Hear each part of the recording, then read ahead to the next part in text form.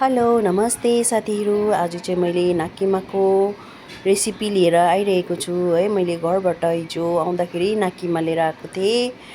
यो नाकिमा चाहिँ मैले मजाले केलाएँ, मजाले धोएर केलाएँ। यसलाई सानो पिस गरेर मजाले केलाएँ हो। फर्स्टमा यस्तो दामी हुन्छ यो नाकिमा भन्ने चाहिँ हो। त्यहाँदेखि चाहिँ यसलाई मैले मजाले बोइल गरेँ हल्का हो। यसमा बोइल गर्नु हालेँ। यसलाई बोइल गरेर यसलाई मजाले फेरि यसलाई निचार्नुपर्छ, हल्का हल्का निचार्नुपर्छ हो। बोइल नगर्दा पनि हुन्छ, तर मैले बोइल गरेँ। यसलाई हल्का निचारेर मैले यो चाहिँ केसँग बनाउँछु, म कर्जीमर्जी चिकनको कर्जीमर्जीसँग बनाउँछु है। एकदम मिठो हुन्छ। मैले चिकन कर्जीमर्जी अब पाकिसक्यो, लगभग पाक्नु आँट्दाखेरि चाहिँ मैले यो हालेँ माथिबाट हो। अनि यसलाई हालेर मैले मजाले चलाउँछु।